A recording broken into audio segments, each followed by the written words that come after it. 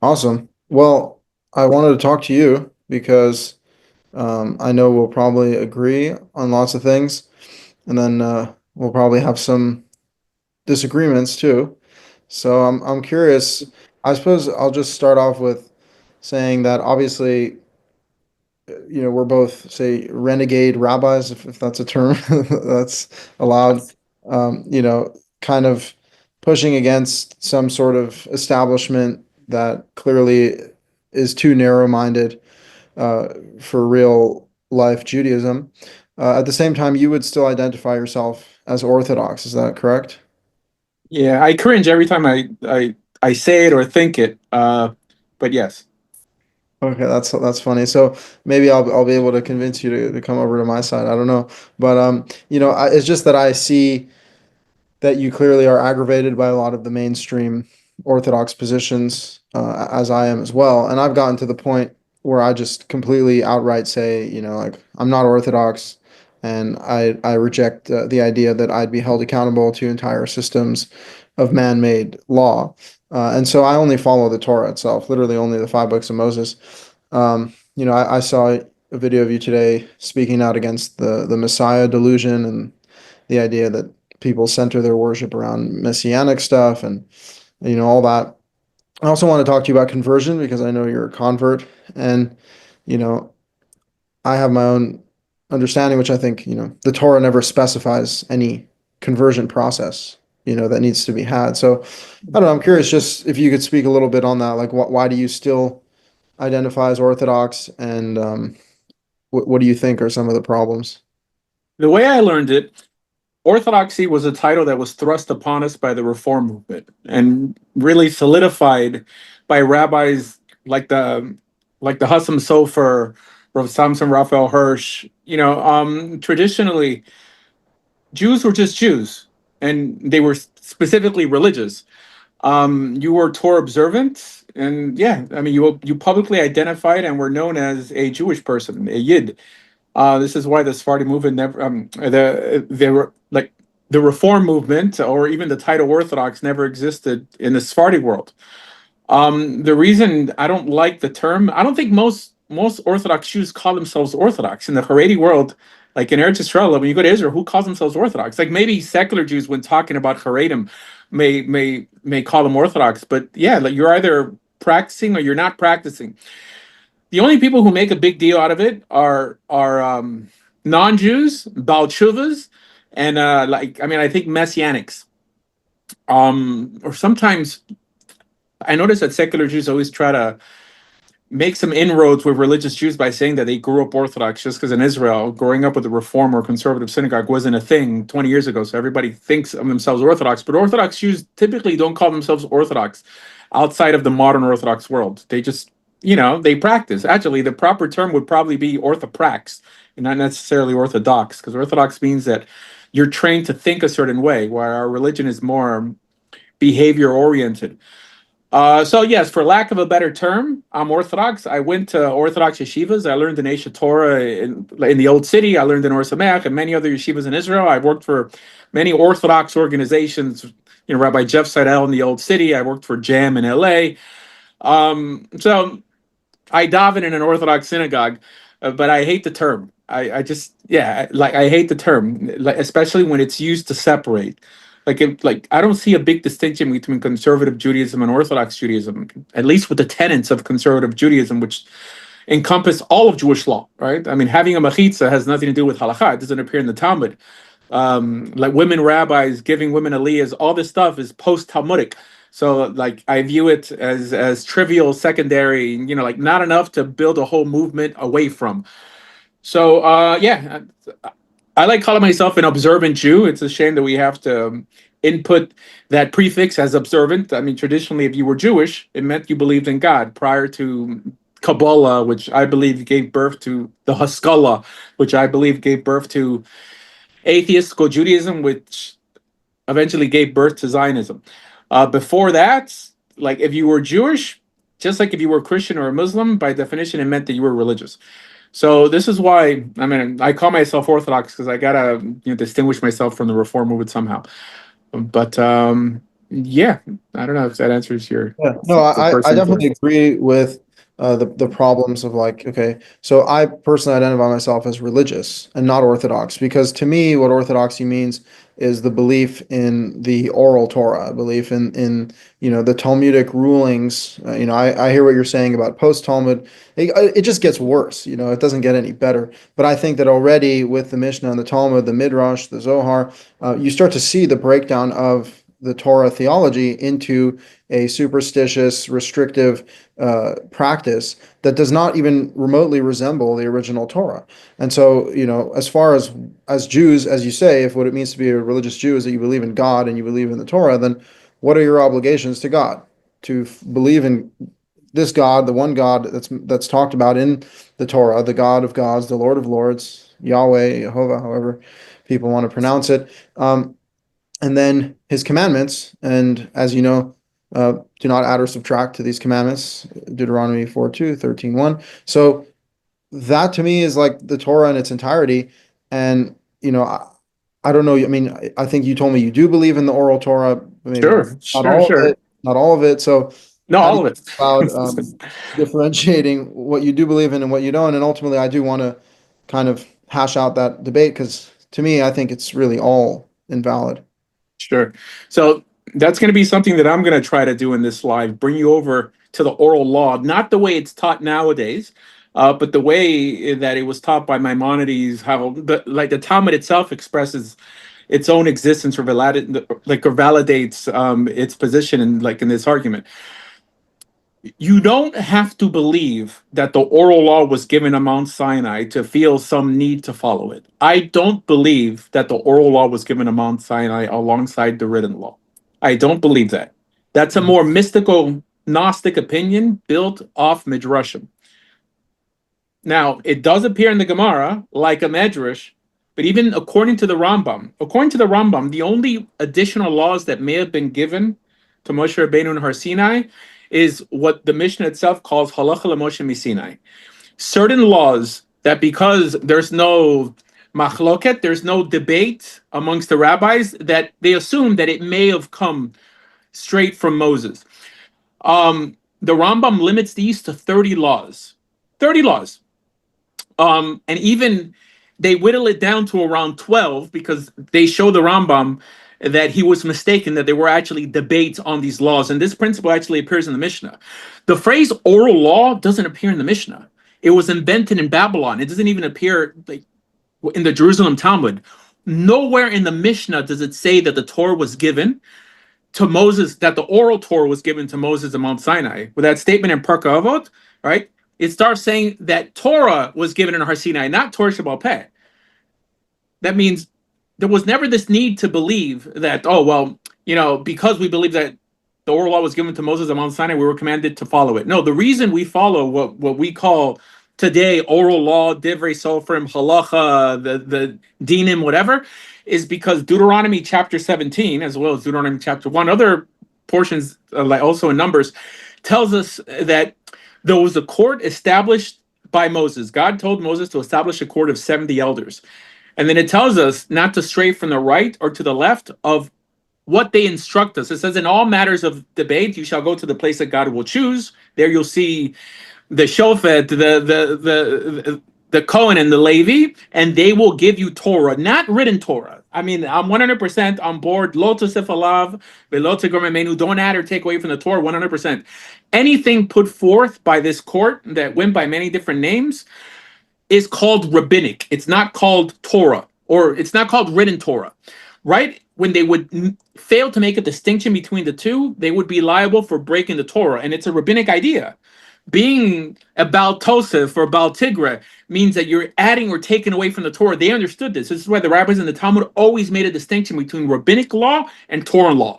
Now, sometimes they blurred the lines, right? Like there's clearly no law in the Torah not to mix milk and meat, right? It's don't cook a kid in his mother's milk. So sometimes they blur the line with what's called an asmachta. They'll come up with the law and then they'll in some way try to find, something Why, to why pin do it you on. excuse them for that? Oh, no, no. The Talmud itself tells you that they make mistakes, right? I view that as rabbinic. The problem is sometimes they overstep their bounds and they'll consider something that's clearly rabbinic, like let's say the 39 malachas, right? Nowhere in the Torah does it tell you that there were 39 things that they ceased to do when they were building the Mishkan, right? That's one opinion. There's another medrash that says that they came up with 39 using a different system. However, because we're commanded to listen to this court, acknowledging that it's man-made law, the Torah says, don't stray from the right or to the left of what they instruct you, right? And then it tells you the verse, you shall burn the evil from amongst your midst, meaning that those who don't adhere to their rulings suffer. And their rulings are just there to build consensus, because you can't really run a nation just walking around with the Torah under your arm, like deciding how to keep Shabbos or how to keep like any Yom Tov, like how to make I mean, but how to illustrate any of the mitzvot. There has to be some consensus, and that consensus was put together by this court, which we, as observant Jews, believe in faith are the rabbis that appear in the Mishnah. In faith, we believe this. Well, let's just talk about literally they are not, because the entire premise of that passage in Deuteronomy, is it Deuteronomy 14 or 17? 17. 17 is you shall go to the place that God chooses and speak to the Levitical priest and the judge of that time and listen to what they tell you from that place. So Right. this great ruling, this great authority of the Supreme Court is contingent upon the place that God chooses, which means that God's presence is among us, and we actually I agree. people. So the rabbis of the Talmud and the Mishnah do not qualify as that court. Not to mention, when they are making like, what is their job? Is their job to create like mild consensus, or is their job to create uniformity in Judaism about laws that are not even mentioned in the text whatsoever? Right, and to completely create new laws and new practices to extend, like take Nida, right? Nida in the Torah is a 7-day period, right? The rabbis say that every single month a woman has the law of a zava, which is an irregular period, and she has to count 7 days after she stops bleeding, which comes out to almost 2 weeks out of every month that a husband and wife can't be together. Not to mention they add these additional restrictions. You're not allowed to touch her. You're not allowed to pass something to her hand. And then the grand finale is when she goes to the mikveh, which again the Torah never says she has to do. So like we're talking about entire religious practices, intense religious practices that are nowhere to be mentioned in the Torah, and that's inexcusable. Like I don't like even if you could prove that it's coming from the court, that's just a corrupted court as far as I'm concerned. If I could respond to this, Efer, because I'm going to lose like my train of thought here. In terms of how you count regarding Nida, I agree with you 100%, and the Mishnah agrees with you 100%. My students and people who learn like I do, which are typically like Yemenite-style Jews, more Spanish, Portuguese, rationalist Jews, based more on Maimonides, understand it like that as well. Meaning, including Rabbi David Bar Chaim. I just interviewed his main teacher on his site, Rabbi Avi Grossman, and he agreed 100%. It says in the Gemara that a woman should count like a zavagedolah, like a woman who bleeds excessively, and they institute as a custom. The Gemara instituted, or it says that the daughters of Israel took it upon themselves to do that. That's not applicable for us. They took it upon themselves. We have to go like the Mishnah says, and the Mishnah says to do exactly what the Torah says. Count 7 clean days. That's what the Mishnah says to do. So we don't believe. Actually, sorry. It doesn't say count 7 clean days, because it says you start from the beginning of when she starts bleeding, right, and she's impure for a 7-day period. So you're not going to get 7 clean days. The first 5 days she's bleeding, usually around 5 days a woman's period, but then by the time 7 days are up, she's no longer in Nida. So it's 7 days total. But we're still on the 7.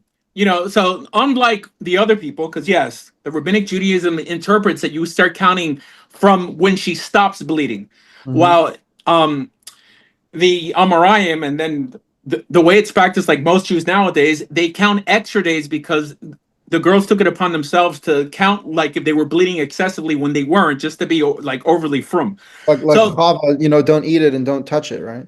I'm sorry? Like Eve says, don't eat it and don't touch it, right? Oh, right. So it's still, it's how you interpret the 7, but the Mishnah still limits it to 7. Like whether you start counting from the first time you see the blood or for the last time that you see, like whatever, do the badika and don't see the blood. So that's not the same thing. That's actually not the same thing. No, yes, I understand, but it's still 7 days. And I understand that the Torah doesn't mention water, although there's a way to use other verses that portion of separation. I'm not like in any way trying to justify it. I'm telling you, like how the rabbis in the Mishnah explain it, that it means immersion. Okay, like whether someone wants to take it literally and just separate for 7 days, it's still the number seven's there. That's different than in some way lying to yourself and telling or convincing yourself that you're bleeding excessively when you're not, just to count extra days, which has made many women what's called halakhically infertile, that they're not able to have children because it cuts into the days that they're ovulating. So, there was something else I was going to respond to. We don't believe that. Hold on. What's the first thing you said before that? Is I want to try to answer all of your inquiries, but you went a Well, little no, I fast. mean, my point is that, like, basically what you're saying is, yeah, all of these customs that have been enshrined into, let's say, strict Orthodox practice are not actually obligatory and not correct from the Torah. In which No, the case, Mishnah, the Mishnah. yeah, Yeah. but I'm saying, like, the Mishnah you're saying doesn't disagree with the Oh, Torah. also, okay, yeah. Well, so in So, terms of the place that God would choose, like now I remember whether you said this. well, the High Court, yeah. Correct. We don't believe that the rabbis today have any power. Mhm. The rabbis that we believe had power were the rabbis who sat on the actual Sanhedrin. That we believe in faith, we clearly can't prove this. We have our own traditions, that it was passed down from teacher to student through a process called smicha. It said that God was going to put on the elders what he put on Moses. And then he put it on Yehoshua. And then this, we believe, was passed on and on from teacher to student, this authority to judge. This Sanhedrin ceased to exist in around the 4th century of the Common Era. That's where the progression ceased. In Orthodox Judaism, you can't add laws past that. Now, that being said, even this example of counting extra days appears in Bavel. The teachers in Bavel didn't have smicha. The rabbis in Talmud Yerushalmi didn't have smicha. Meaning, Amoraim don't have smicha. There were some of them that crossed over, like Rav Zera became Rabbi Zera at the end when smicha was going away. But smicha, the rabbis that have smicha appear in the Mishnah and like in the Brises. So outside of them, no one could invent a new rabbinic law or take away a rabbinic law. This is why we're stuck like with 2-day yontiv and all the extra things that we can't do, agunot and all and on, because we don't have another Sanhedrin to either create a rabbinic law or dismantle a previous rabbinic law. Do you not see how all of these terms, smicha, Sanhedrin, getting rid of a rabbinic law, adding a rabbinic law, all of those things only exist within a rabbinic framework. None of that is in the Torah. The Torah doesn't mention smicha. The Torah, or like, yeah, Moses puts his hands on Joshua's head, okay? But the Torah doesn't mention that, like, this process of ordination through the previous rabbi. Yeah, but it mentions the court, though. Yeah, but the idea that the court works this way, that say, like, if the court made a faulty ruling 2,000 years ago, you can't get rid of it now when it's not applicable. Yeah, but I think it's weird to think. That's all the rabbinic framework. So it's weird to think that court ceased to exist completely, and now everybody is left up to their own personal interpretation on how they think the nation of Israel should move forward in its own land. I'm not trying to justify the state of Israel. I mean, in biblical Israel, did you really think that the court only existed in the time of Moses and then everyone else in some way voted things into existence on their own? No. I mean, the Torah encourages there to be court systems, even in every township, and then you have the Supreme Court in the temple. However, what was their job? Was their job to create new laws for the people and to hold them accountable to rabbinic law, or was their job to judge Torah law? And, that's the thing, is like the rabbis clearly have a vested interest in creating thousands of added laws and new practices and new ideologies that are not in the Torah.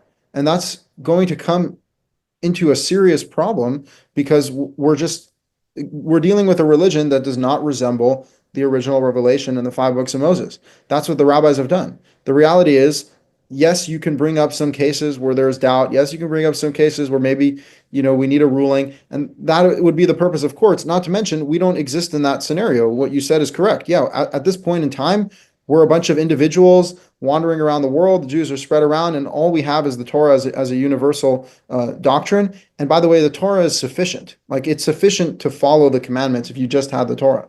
Maybe not everyone will be doing exactly the same thing, but give me an example of something that just based off of the Torah, you still wouldn't know what to do. Because I think the Torah is perfectly sufficient for observance. It may be sufficient in Gullus. However, if for some reason we ever plan to be redeemed back into our biblical homeland, there would have to be some consensus on how we keep ceremonial law. because even in your How world, I'm many pretty times a day you have to pray in shul? No, none of that no, no, matters. no, not yet. So I think that we agree on so much because the bulk of what you're mentioning doesn't necessarily appear in what I consider the oral law or rabbinic Judaism.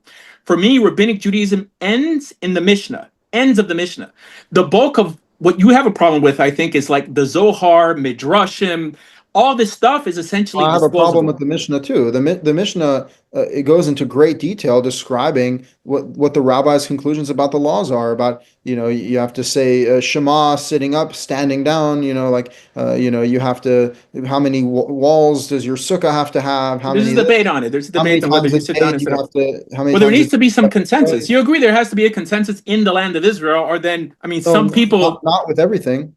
Not with everything. Like they go into crazy detail about things that are nowhere to be found in the Torah. I don't like. I think that there is room for variation within all of these laws. What exactly do you need perfect consensus on? I'm just like, Okay, so like if the Torah tells you to keep Shabbat, and it tells you that there's a death penalty mhm, implemented essentially by the elders for breaking Shabbat, there better mhm. be some consensus on how it's kept. I mean, as a matter of fact, the Torah itself doesn't even like tell you how to establish months. It was developed by the judges that we go by the new moon. Not Chodesh or really. Rosh I mean Chodesh that's doesn't a mean moon. very no, but that's a historical, factual thing that there's a lunar calendar and there's a solar calendar, and the Jewish calendar is basically a combination of the lunar and solar calendar in the sense that it's lunar, but Not according to the Torah. it has a leap month in order to catch up with the seasons That's because fully rabbinic. That only appears The in the Torah Mishnah. doesn't say anything about which calendar to use, right? That's what I So, mean. So the uh, judges, so because there were judges in place that existed all throughout Tanakh, we believe that these judges were trusted to build consensus, and that's what they did. They said that it's a spotting of the sliver of the new moon. They had to interrogate the witnesses. They changed it around a bit on like bonfires on mountains to spread the word. This is all rabbinic. Judaism could not function without the component of the judges. If you only had the Torah alone, it's there's no not way for you to live rabbinic. out ceremonial Judaism. It's not rabbinic. It's just very rational, right? Like, look, there's two options on how to observe the calendar, right? Because if you go purely lunar, it'll lag with the seasons, and the Torah makes an emphasis on having the seasons, right? Like the first month needs to be in the spring, right? So you need to have the lunar calendar accountable to the solar calendar so that you can end up on the first month being in spring every year, right? And so the fact that the Jews chose to use the moon is not it's not a decree, it's more just like a tradition. This is how they acted.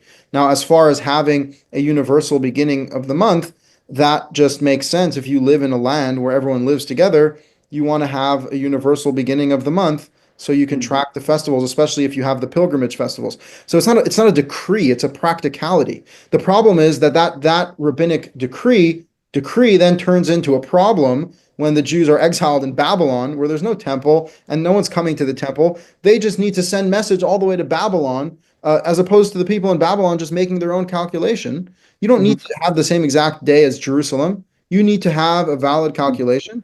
And by the way, because of that, they created 2-day holiday when there's not Wait, hold supposed to on, be hold on. a holiday. So well, you can't run a nation off of personal intuition, saying, "Well, this just seems Not obvious." personal Like, intuition, well, I mean, you're calculating saying the things that are months. practical. There would have to be a consensus, at least from like the earliest court. At least say that the court of Moses came up with all this, but it didn't appear in the Torah. But to say that everyone just sort of felt that it was like this. I mean, I spoke to Nehemiah Gordon on this like a few years ago, and he's like, "Yeah, it's common sense, and they already knew how to establish a month. It was common sense on how to keep Shabbat." When the Torah never said all these things, right? Even the individuals, the Karaite Jews, who claim to only go by the Torah alone, also have something called the Sevel HaYerusha, their own, oral law to explain these things away because they acknowledge that you need consensus.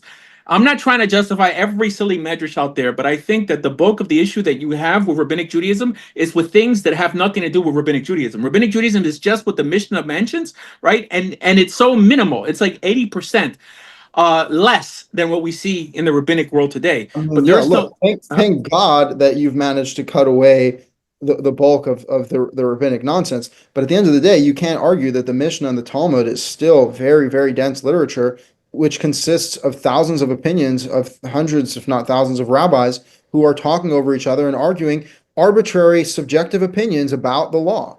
And the answer ceremonial law. Yeah, I mean, about how to fulfill the law. By the way, they are adding their own laws. Absolutely, they add their own laws and they yeah, add their own. rabbinic laws. I mean, they're called Yeah, rabbinic. yeah. But again, they don't have the authority to add laws to the Torah. Why are they No, adding they're laws? not adding to the Torah as long as they call it Absolutely not. rabbinic. Wait, hold on. As long as they call it rabbinic, man-made law. I mean, the Are whole you Talmud obligated itself. to follow that? I'm sorry. Are you obligated to follow their laws? According to the Torah, you're obligated to listen to the Sanhedrin. You're obligated to listen to the judges who give you a judgment about the Torah, not who start making up their own laws. What it was like the court is just there to make up their own laws? Is It's that the norms. Okay, it's consensus for a nation. No one believes that if you happen to disagree with the ruling of the Sanhedrin, you're disagreeing with God. However, if you say that it is up to myself to interpret how to keep Shabbat, how to keep Yom Kippur, then you're not listening to the Torah itself that told you that in all areas of dispute, you have to go to the place that God chose, which is at that time the Lishkat HaGazit, Yerushalayim, right? And then I believe that it extended to Yavne and Tiberia because the place that God chooses is a place where Chachamim choose, right? So they chose these places till Smicha ceased to exist and the Sanhedrin ceased to exist. So do you believe that the place that God chooses is the place the Chachamim choose, even though that God clearly refers to the place that he chooses as the temple?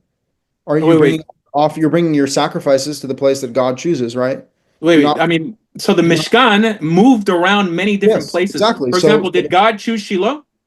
Well, No. God chose the Mishkan, right? No. So the Mishkan was the place until it was the temple in Jerusalem. But There's once no the temple difference between a destroyed, temple and a Mishkan. I mean, it's I the same agree. thing.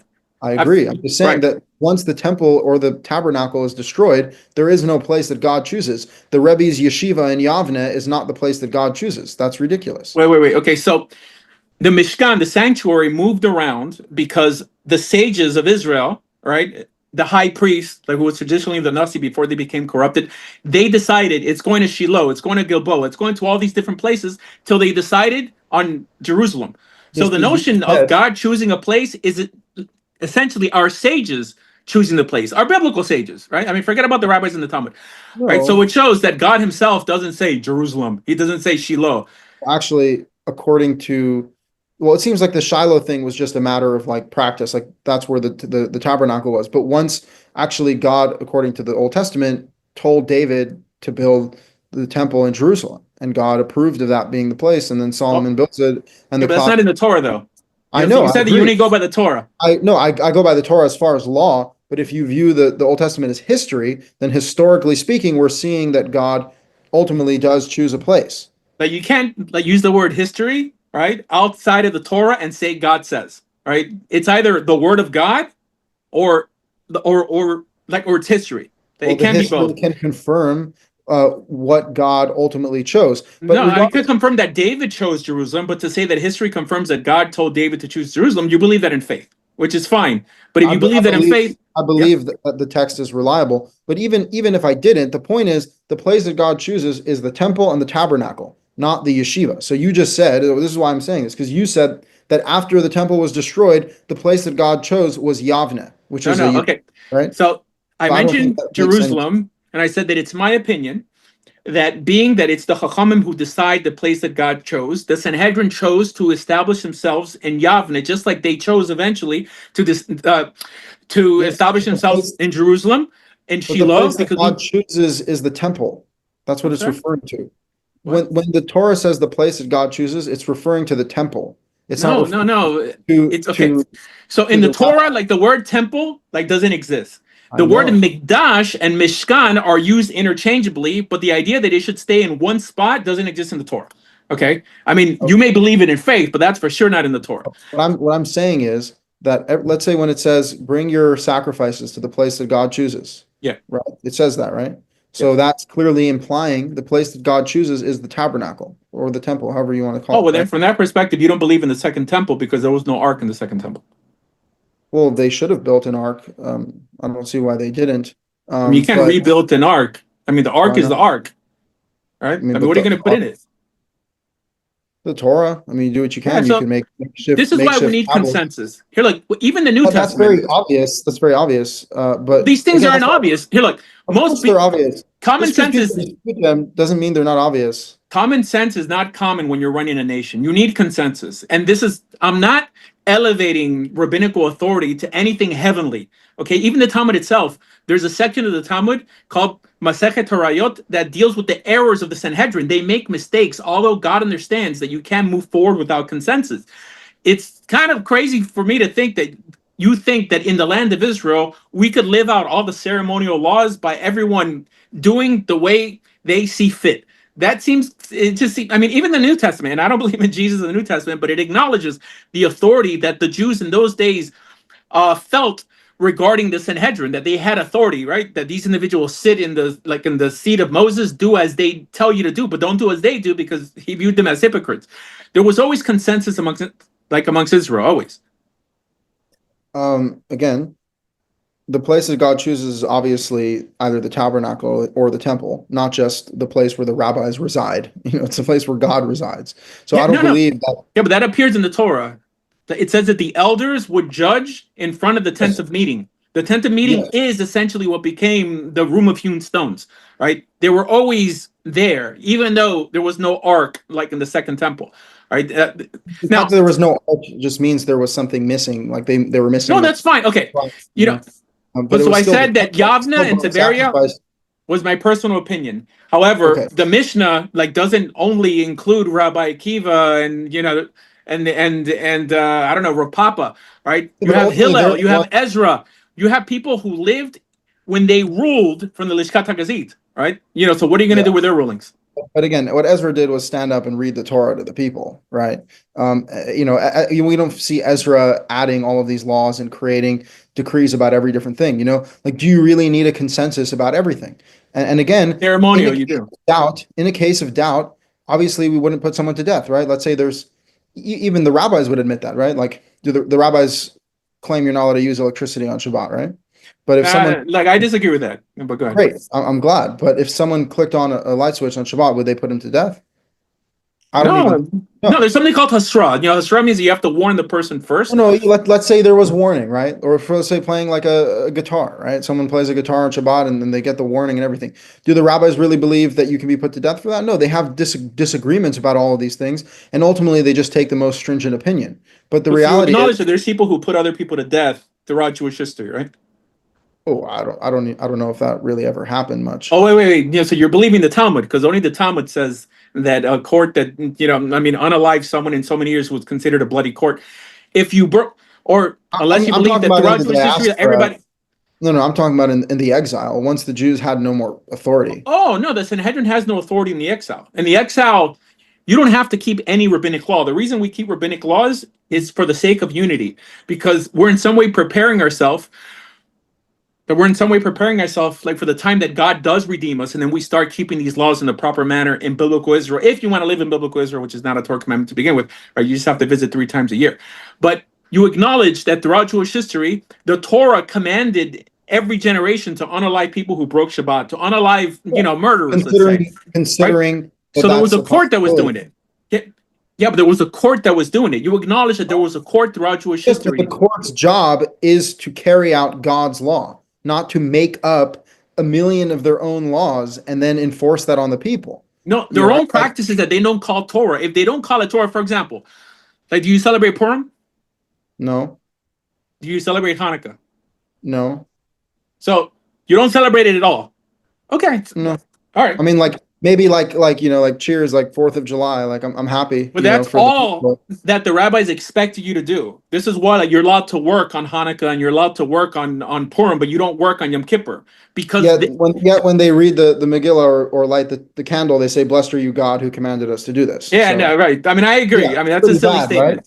Oh, it's beyond silly. It's blasphemy. Correct. So the Rambam had an issue with this also. He asked, why does it say, God never commanded us to light Hanukkah candles, but he says because he commanded you to listen to the Sanhedrin, and the Sanhedrin instituted. Right. Well, yeah. Not the Rebbe, but he commanded us to listen to the Sanhedrin, and the Sanhedrin instituted this. Sanhedrin have a right. Again, first of all, the word Sanhedrin is nowhere to be found in the Torah, but yeah, he told us to listen to the judges. Therefore, the judges now have ultimate blanket authority. No, not ultimate authority. Yeah, but it's not ultimate authority. It's a rabbinic enactment. Do they have the authority to create holidays? Do they have the authority to create holidays? They have the authority to rabbinic holidays. It's not called a Shabbaton. That means you could work on that day. It's not considered a real holiday. You know, rabbinic fast is not a real fast, right? As long as you make a distinction, I'm pretty sure that you yourself, if you think about it, have no issue with it. Your issue is with someone when someone says, as it's my issue, that the whole oral law was given to Moses on Mount Sinai, and I think that statement is blasphemous because it doesn't say really that. glad. Yeah, I'm really glad you don't believe that because that's like the hardest one to because that's just clearly propaganda, as you mentioned. It's Gnostic in the sense that it relies on a mysterious hidden knowledge that's unprovable and that I just believe exists. in consensus. We need Yeah. consensus to move forward. And I know that these are man-made laws, but I believe that for Israel to be united from a religious perspective, there has to be a consensus on how we keep ceremonial law. Right, and that's the rulings of the Sanhedrin, which had different names: the Zakanim, the Shoftim, the Anshe Knesset, the Gedolah, and eventually Sanhedrin, which is a Greek word. Right, you Okay. know, but to assume that everyone decided everything on their own, that's a bigger leap, in my opinion. Two things. First of all, do you have to follow every one of their laws, the rabbinic laws, the ones that are not in the Torah? Do you have to follow them, or are they Yes, unless they violate the Torah. It says don't follow the majority to do evil. I mean, the rabbis in the Talmud says this, you know, that sometimes it's a mitzvah to break a halacha. If they told you to do something that's against the Torah, So right? There's no the covenant Torah of Rav, says covenant of Bria. Yeah. yes, but the Torah says to listen to the judges when you have a doubt in the existing law. It doesn't say to listen to the judges when they make up their own laws. Right. When they're trying to Why do speak you in have to behalf of follow? Torah, they're they're the leaders of Israel. That means I don't think that God will hold it against you if you don't keep a halacha. But if you say that there's no consensus, that the Sanhedrin has no role to play from a leadership perspective in Israel, I think that you I break never what said we that. call. I never I'm said sorry. that. I never said that. The Torah Okay, clearly right. says Yes, then we agree. judges. You're like, The Torah clearly says there should be judges and there should be a Supreme Court. What I'm saying is that the job of the judges is not to create their own laws. The job of the judges are to carry out God's laws and to settle doubt in the already existing law. That's evident in the Torah. The Torah says they should judge the people with the laws of God, and they should carry. And when there's a doubt, you go up to the Supreme Court, and they settle a doubt in the pre-existing law. Their job is not to create piles and piles of rabbinic laws and then bind the people by those laws. So yeah, what but I'm you saying is, agreed with that well, Rosh first of all, Chodesh. you have no obligation to follow rabbinic law. That's what Wait, wait, I'm wait, saying. wait, hold on. I thought you agreed that Rosh Chodesh itself was something that the judges came up with, right? Because the Torah doesn't tell you how to No, establish months, right? no, that's not true. I think that it has to do with the moon. The moon has been around since the beginning of time, I since the know, beginning of but that's just your interpretation. traditionally. I mean, It's not an interpretation. Traditionally, based off of the time period, based off of the place where they lived, possibly there was a divine origin, but it's not from the Torah, which is follow the months according to the moon. However, just so you know, it's not a purely lunar calendar. It's what's called a luni-solar calendar, I know, but which who is came up with that? The Torah doesn't say that. tradition. You're right. You're right. You don't have to follow that.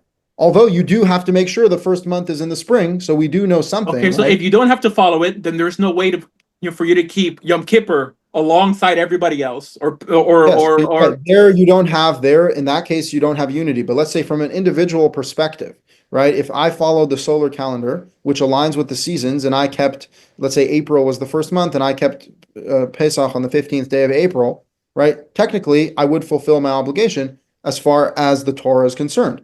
Now, again, I'm not saying we shouldn't have consensus about the months. What I am saying is that we shouldn't claim that consensus dictates the law. But there's two things here, right? First of all, there's adding laws, and then there's coming to consensus on the pre-existing laws.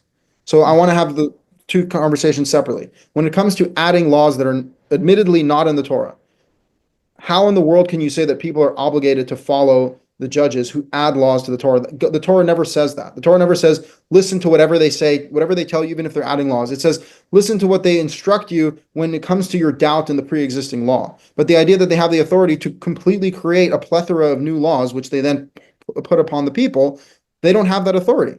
The Torah never gives them that authority.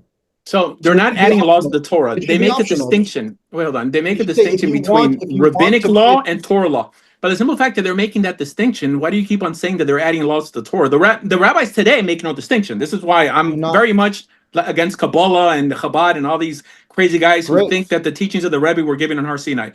The My rabbis point in the is, you're Talmud. not obligated to follow it, though. Let's just say they're like, look, we're the rabbis, we're like the great people. We suggest that you should pray 3 times a day because it's very good for your spiritual health. And I say thank you for your suggestion, but I'm not going to do that because you're not God, I don't have to listen to your laws, right? How is that wrong? Like that's for sure the right thing. We're not obligated to listen to their So in institutions. Gullus, you're not obligated. However, in biblical Not in Israel, the there land had to be either. consensus. I'm sorry? So again, you keep muddling these two different things. I want to talk about consensus in a second, but first, let's say I'll just give you an example. Okay, there is the law of praying 3 times a day, right? Is that mentioned in the Mishnah? Yes. It's actually 5 times, but yeah. Oh, 5 times. Okay, great. So we're Muslims, right? Okay, so you have No, to they pray. copied us. They copied us. You Great. know, Okay, so you have to pray 3 times a day, 5 times a day. That's yeah. what the rabbis say, right? Yeah. The, And there's does the five Torah say, zmanim, and it's broken down into three, like, segments. But yeah, go okay, ahead. does the Torah say that? No. No. I mean, it's a Okay, rabbinic great. enactment. So that's an example of a added law, right? Now Rabbinic there's law. Rabbinic law. It's a of a rabbinic law. rabbinic law. Okay. Yeah. Then And we for have the a sake question of of unity. Yeah. consensus. We have a question of consensus. The Torah says, "Do not leave your place on Shabbat." What does that mean? Does that mean 500 steps? The rabbis say, okay, 2,000 cubits, right? So that's consensus, right? Am I making the distinction? Yeah. One Right, is a it's cool. rabbinic Yeah. law, and one is consensus in biblical law. So when it Wait. But so you're acknowledging with that Exodus chapter 16, like regarding an Eruv, that there had to be some consensus on how that was kept, right? Exodus chapter 16, What do you mean? it doesn't say Eruv. No, I'm saying the notion of not going outside your place because God's going to give you a double portion, right? Yeah. There had to be some consensus on how that was actually kept. Well, I'm not agreeing with that, but I'm just saying that would be an example at the very least of consensus.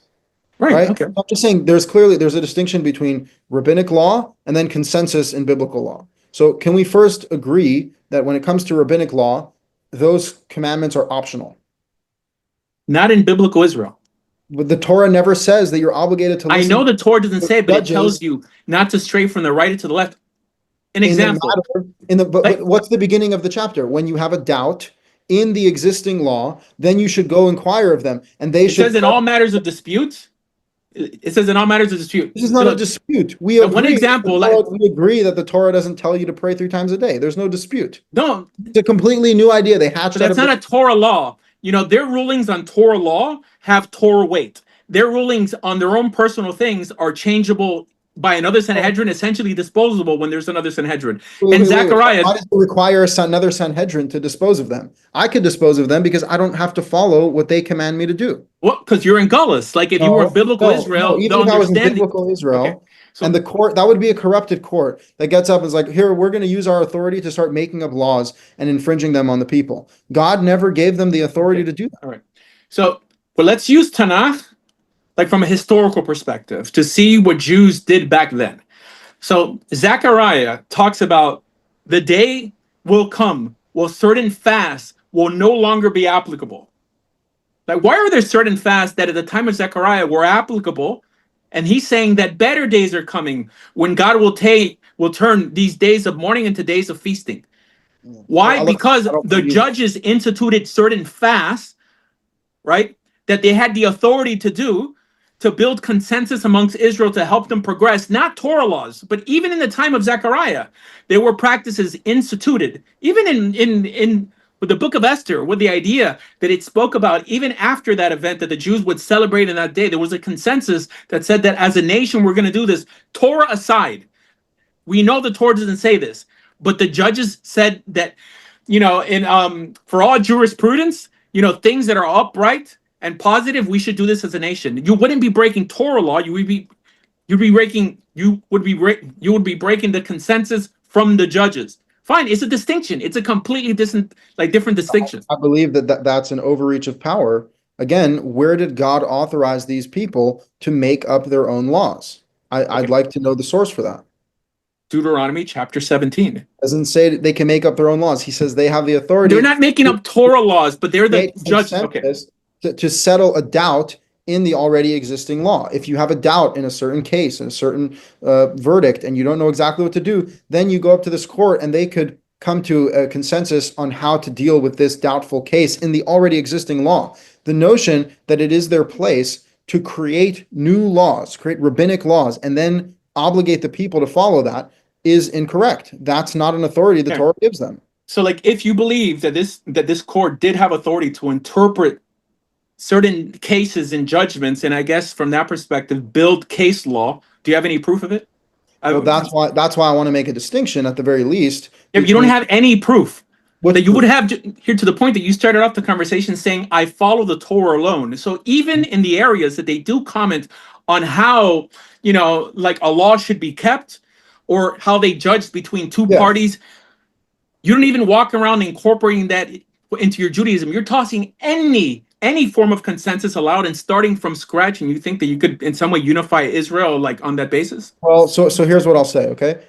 First of all, these consensus based and specifically referring to the laws of the Torah. Let's take Yom Kippur for an example, right? Yom Kippur says you should afflict yourself, right? Okay, afflict yourself. What exactly does that mean? Right? Does it mean that you should hit yourself over the head? Does it mean you should cut yourself? Well, the Consensus. You need Says, consensus. well, let's first use Torah and common sense. The Torah says you shouldn't cut yourself, right? So we already know that like self-harm is not exactly what you should be doing. No. You know, the average person is not going to know unless there's a ruling body that says, guys, this is what we're doing. Just a second. I just want to like play out the options here. The Torah, should you go like run a marathon? And well, the Torah also says you should rest. It should be a rest of rests, right? It doesn't say rest. It says to cease. Well, Shabbat is reliably translated as both cease and rest. Right? Like in English, they translated. I mean, I think Shabbat is not necessarily rest. It's just like not to do malacha is not to do avoda. I mean, it's not the same thing. Anyways, but yeah, I mean, the priest works during Shabbat. Good. Yeah, well, that's different because God commands certain sacrifices for Shabbat. Right, it's not to rest; it's to cease. Cease creative labor. There has to be a consensus. But a simple fact, like I respect your mind, right? Like your thinking process, but I can't expect a whole nation to adopt it unless there's a consensus. There's a body that's there to build consensus, but you don't believe in such a body. Well, no, it's not that I don't. I just don't believe that that body exists, right? And I don't believe that the Talmud is reliably. What's the difference of not believing it? Well, because I don't believe that the Talmud is reliably sourced. When you see how saturated it is with bullshit, how do you trust that as a source? Oh yeah, this is for sure the divine consensus of the high court. Not to mention, again, I want to get back to Yom Kippur. So you're ceasing, you're resting, you're also afflicting yourself. Well, I think again, this is where I think the tradition actually is logically sound, right? First of all, ta'anit, fast, comes from the word of inui, of affliction. So fasting is a very reliable form of affliction. It's also an affliction where you cease, right? So you cease pleasure. Yeah, therefore, you're making yourself the Sanhedrin right now. At this point, the problem is no one's going to listen to you. I'm acknowledging that we have a tradition that actually makes sense for once, okay? Because most of them don't. By the judges. But established by the judges. Sure, let it be that's what it was established by. But the point is that fasting and refraining from pleasure, ceasing pleasure to cause affliction actually makes sense as the affliction for Yom Kippur. Now, here's the question though. If I drink a little bit of water or I eat a little bit of food, am I now cut off from the people? Did I not afflict myself? I'm for sure afflicted. I'm starving. I ate one cracker. But they're like, oh, but you ate a little bit, you drank a little bit, and then they have like, if someone's going to die, or a pregnant woman could drink one spoonful or whatever. Yeah, there has to be a consensus. When you could break the fast, for pekuk nefesh. Yes, but the point is though that the problem with this perfect consensus is it's still not the law. So like, wait, hold on. So it makes no sense. You acknowledge that there's a need for consensus, but your problem is that like you don't want to call it divine. I don't call it divine. I consider it man-made. You can't run a country, especially full of Jewish people who can't agree on everything, with everyone trying to give their own opinion. There has to be a ruling body, i.e. this great court, to say, this is how we're going to do it. And you know what? On top of that, let's go ahead and celebrate a holiday called Hanukkah. The ruling body cannot be corrupt to the point of just making things up. And so this is the problem. If it's rabbinic, if the rabbis say that afflicting yourself means fasting, right? And so now if someone eats even a bite, right? Like if someone has like a big feast on Yom Kippur, we can all agree he's not afflicting himself, right? But if someone just eats a little bite, are they cut off from the people? I don't think that. How can we agree? But you could have a whole, meal. Like if you believe it's afflicting yourself by not doing something that you like to do or watching TV or something like that, it's all left up to interpretation. This is why the consensus, right? If the judges decided that to afflict yourself means to fast, that already becomes like a Torah law, right? Because from that perspective, They're giving you the final, like, how is this done in the Torah? That is different than what's called a takana and a gezerah, edicts for consensus on social matters, right? Social policy, which is not Torah policy, it's rabbinic, right? I'm trying to separate the two, and you're saying no, we're lumping them together, right? I know that most Jews today lump them together. That's not what I do. No, I limit I'm it to the not. Mishnah. I'm not lumping them together. I'm actually saying that I agree that there's going to be a need for some level of consensus, but within that process, it needs to be an extremely self-reflective and honest process. And what I see from the rabbis is a dishonest overreach of power, coming to extreme conclusions without any Torah basis. Take, for example, the idea that you can't carry your handkerchief in your pocket. Rabbis would reliably believe that someone who carries their handkerchief in their pocket on Shabbat and leaves their front door to the street should be put to death for that. On the basis of what? On the basis of logic? On the basis of Torah? No, zero. Right? So the problem is that their rulings don't always make sense, and their rulings are not set in stone, because again, what is your source? As you told me, you challenged me for even having faith in the Tanakh.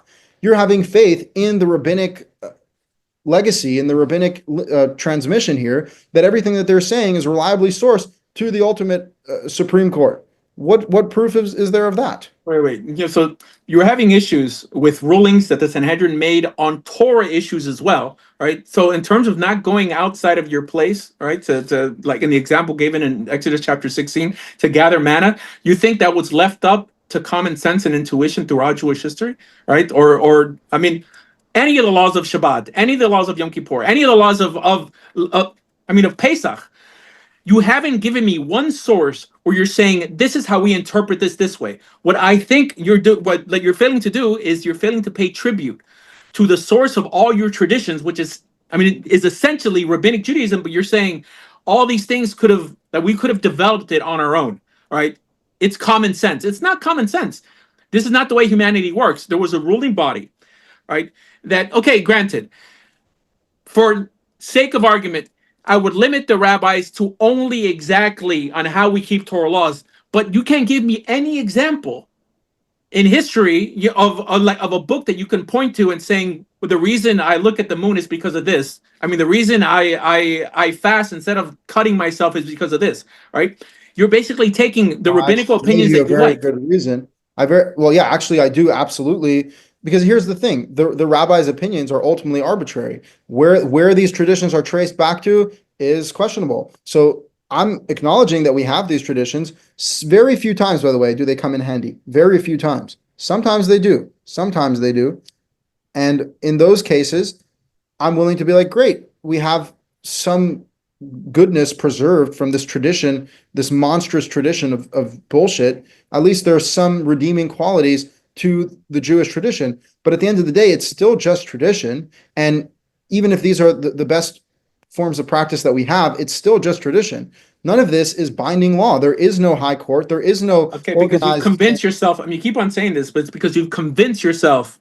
To present it in such a manner.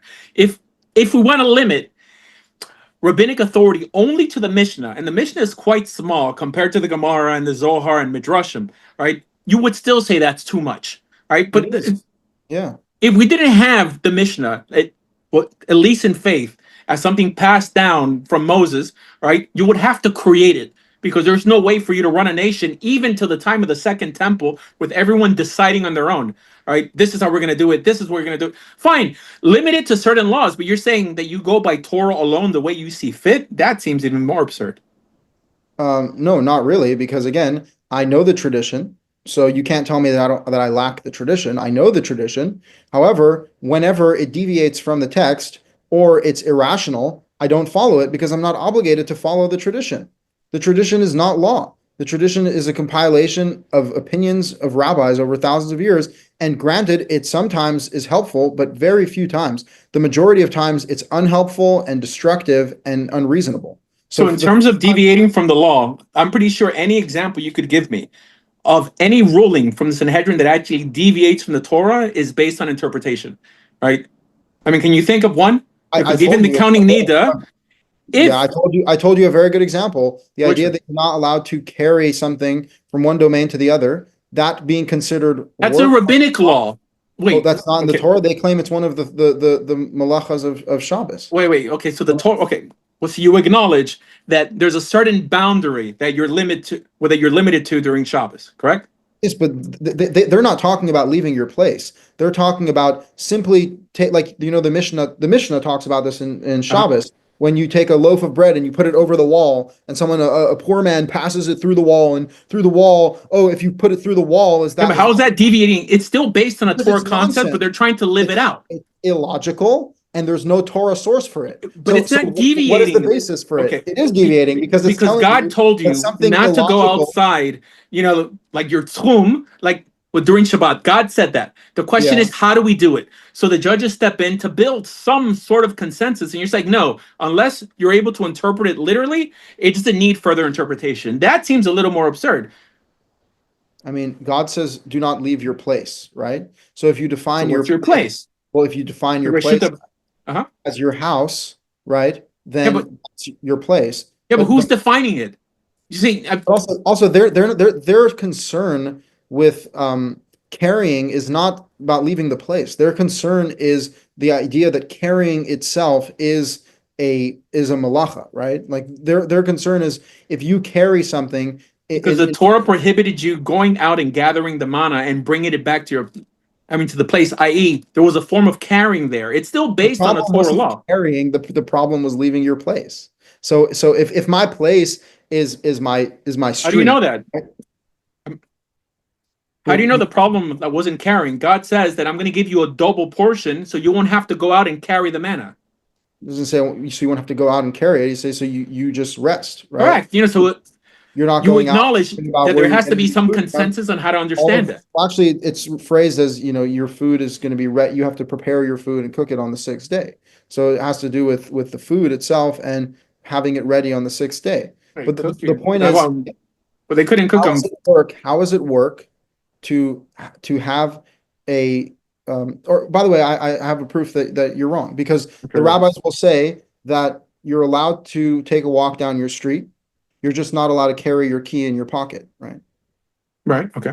Okay, so that means that what they're concerned with is not leaving your place, because they agree walking No, the street is not leaving your place. But if you carry your key in your pocket, that's work, but right? I'm not trying to say, Rational. I'm not trying to justify rabbinic laws regarding what we call an eruv with exactly what appears in Exodus chapter 6.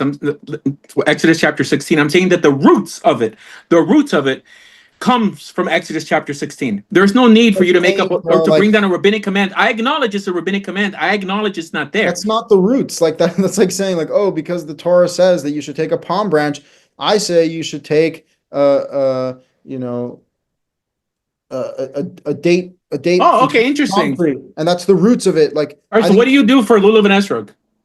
well, I take a Uh, splendorous fruit, which I think a citron happens to be splendorous. So wait, then wait, wait. Oh, wait. Was you take it upon yourself? You take it upon yourself to conclude it's an etrog. no, I don't think it needs to be that fruit, but that fruit does work as a, because it's like a unique fruit and it's expensive and it's So beautiful. according to Torah law, anything, Doesn't an need, orange would count.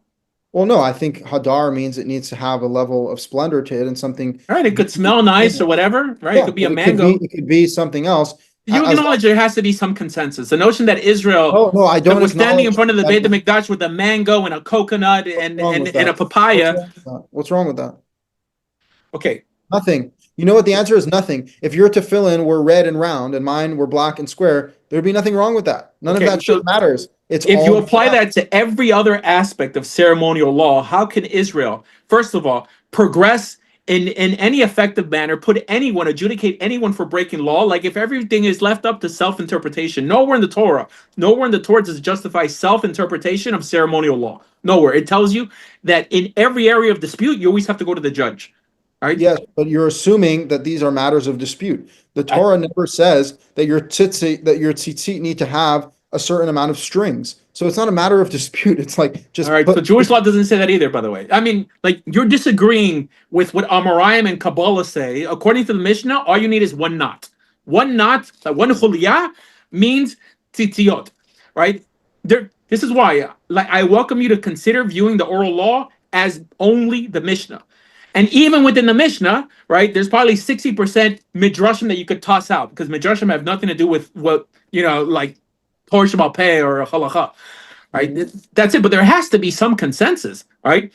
Yeah, So but you won't again, even take the 10% of the problem is that Mishnah. you acknowledge the Mishnah as being that authority. Look, I'm not saying if In God faith, willing, I told you in faith from the beginning. I yeah, can't in prove faith. it. Okay, great. Yeah, In yeah. faith, the point is I don't have that faith in those sources because I see that those sources are saturated with corruption. So at the end of the day, I do have the ability to differentiate between You a don't have wise proof. statement.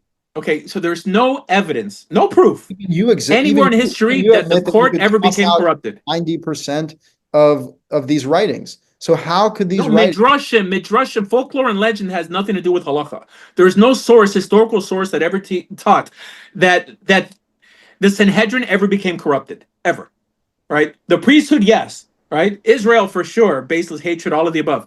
Okay, but it never says that the Sanhedrin. Maybe they became corrupted, but Jewish or secular history never mentions it. So Trust transmission of the Mishnah to be, first of all, when you open the Mishnah says this rabbi says this rabbi says that, this rabbi no, says that. correct, because it's a Hardly debate. a list, it's hardly a comprehensive list of high court rulings. That's not what the Mishnah is. No, The it's Mishnah because is okay, a it's not combination set of up for the average arguments. person to study it.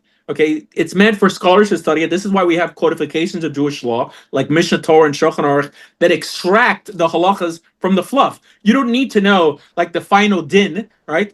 Because it's already codified in halakha. You could try hop into the Mishnah and realize that they're debating in a court setting.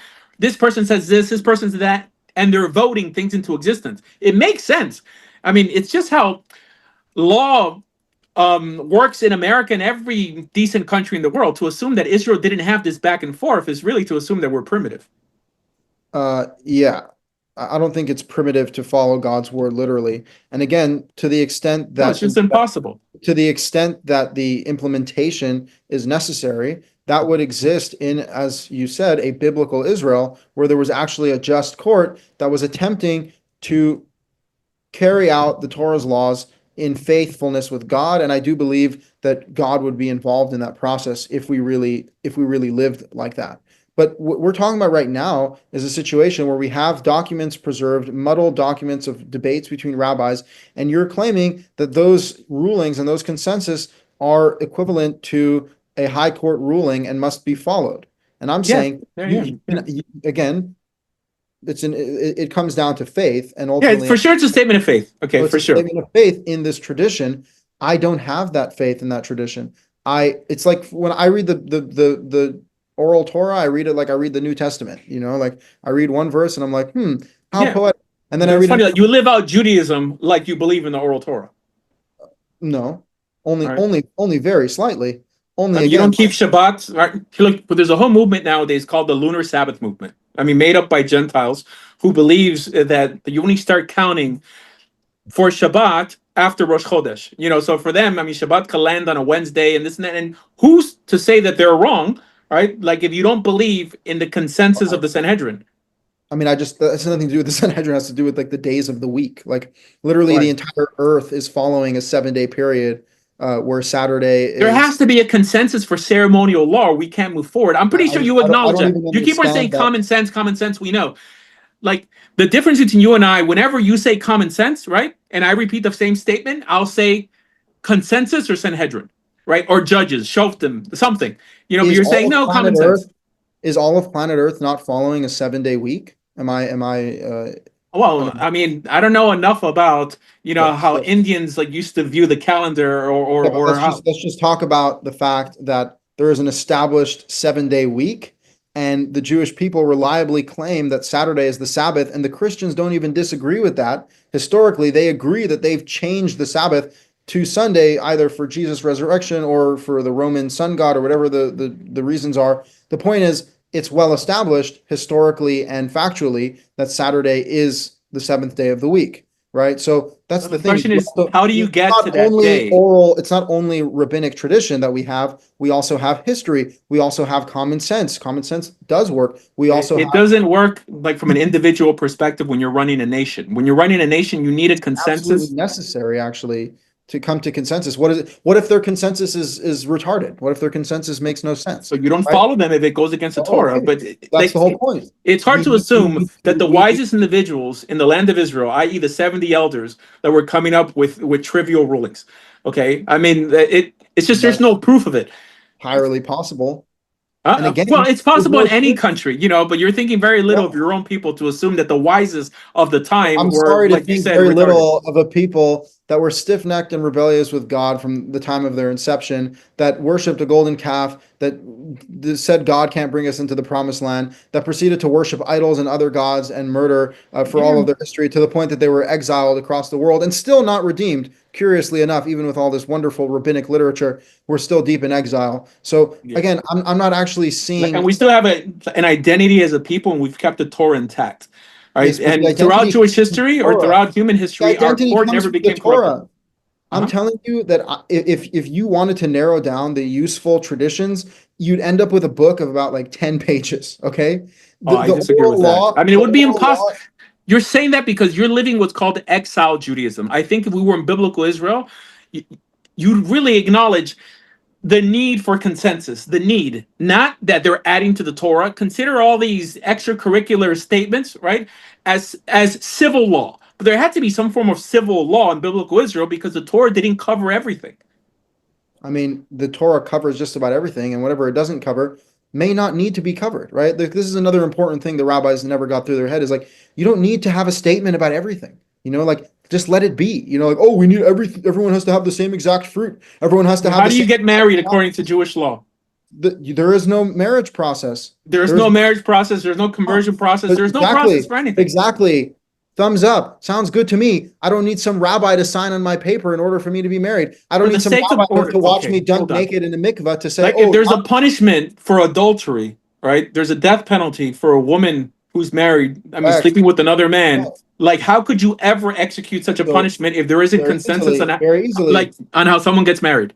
Very easily, because the Torah never specifies that marriage needs to be done through some sort of rabbinic contract. Ultimately, there are concubines and there are wives and there are betrothed women. So it has to do with your proclamation. How do you distinguish a concubine from a regular wife? It has to do with proclamation. And you don't have, but the Torah doesn't say any of this stuff. The judges were responsible for coming with this consensus. It's obvious, right? Like if I have a woman, I'm like, she's my girlfriend, right? She's essentially my concubine. But if I say, you know what, I'm gonna become engaged to her, I'm gonna say, will you be my wife? Now she's betrothed. Your opinion. All right, so in Hebrew, the word concubine is. This is a fact that human beings.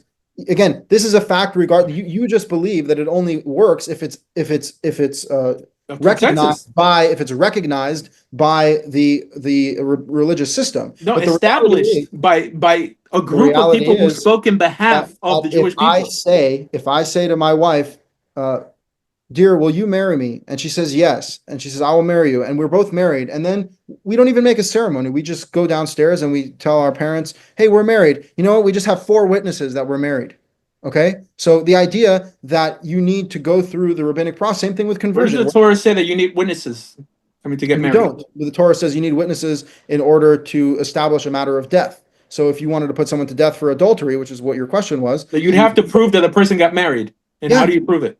Because everyone sees that you're married. Come on, man. I mean, there has to be some consensus, bro. I mean, we're walking around, we're holding hands, we're both say that we're married.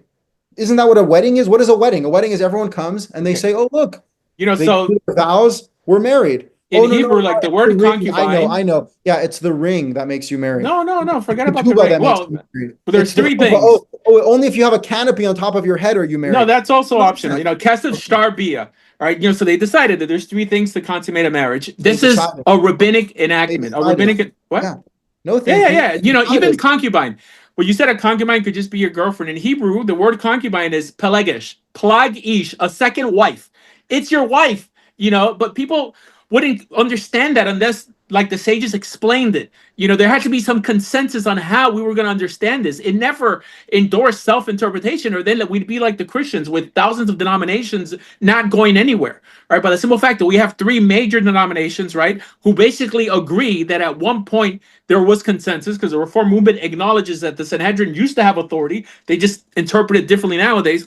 You're kind of like a Karaite, right? I'm right. I mean, Well, I'm definitely closer to a Karaite than an Orthodox Jew, All right, and this but is why the I Karaite don't want to movement. take on all of the This is why the Karaite Karaite movement is from the nonsense ninth either. century of the Common Era, because it could never have existed in biblical Israel, because Israel could not exist with everyone interpreting the Bible on their own.